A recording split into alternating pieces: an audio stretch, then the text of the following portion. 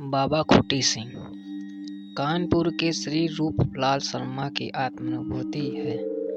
कानपुर जिले में खाड़ेराव नामक एक प्रसिद्ध विद्वान बिठूर में पटकापुर गांव के पास एक आश्रम में रहते थे। आश्रम के सामने एक विशाल वट वृक्ष था, जिसमें वर्षा और ग्रीष्म ऋतु में हजारों लोग आश्रय ले सकते थे।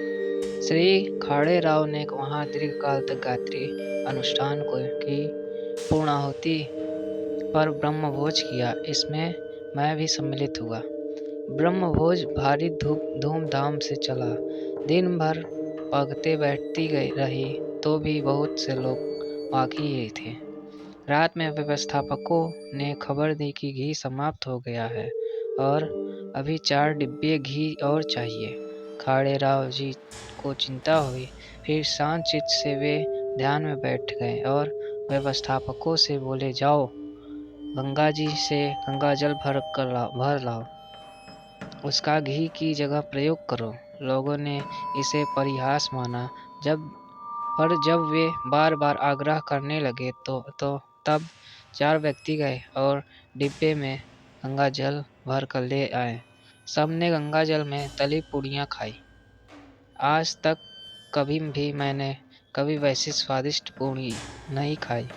दूसरे दिन 4 डिब्बे घी ले जाकर गंगा जी में डाल दिया गया, क्योंकि खाड़ेराव जी ने कहा, मैंने 4 डिब्बे घी कल गंगा जी से उधार मांगे थे, जो लौटाने जरूरी है।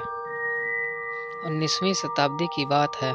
अलवर राज्य का एक सामान्य नागरिक वैराग्य लेकर मथुरा आया। यहाँ एक पहाड़ी पर जाकर गायत्री पुरस्चरण किया। 1 करोड़ जप पूर्ण होने पर वे सिद्ध पुरुष बन गए। उन्हें गायत्री का साक्षात्कार हो गया। यह सिद्ध भूमि आज भी गायत्री टेकरी के नाम से प्रसिद्ध है। वहाँ पंचमुखी कमलासना गायत्री मूर्ति स्थापित है। इन महापुरुष को लोग खूटी सिद्ध महाराज के नाम से जानते हैं। वे आजीवन मौन रहे।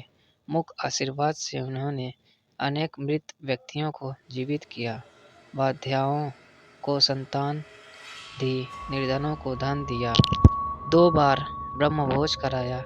जिसके धन का प्रबंध कहाँ से हुआ, यह सभी के लिए विस्मय की बात रही। उनकी सिद्धियों के बारे में अनेक कथाएं प्रसिद्ध है। अलवर के महाराज उनकी प्रशंसा सुनकर मथुरा आए थे। दूर दूर से लोग उनके दर्शन को आते थे। उनका तेज अपूर्व था। वे कुछ भी बोलते नहीं, फिर भी उनके पास जाने वालों की शंका का समाधान हो जाता। उनकी अन्न जल की व्यवस्था स्वतः ही हो जाती। कभी भी किसी से उन्हें उस हेतु कहते नहीं देखा सुना गया। अपनी गुफा में प्रवेश करने के बाद सप्ताहों वहीं रहते। प्रेत बाधा से पीड़ित कितने ही स्त्री पुरुष के प्राणों की उन्होंने रक्षा की थी।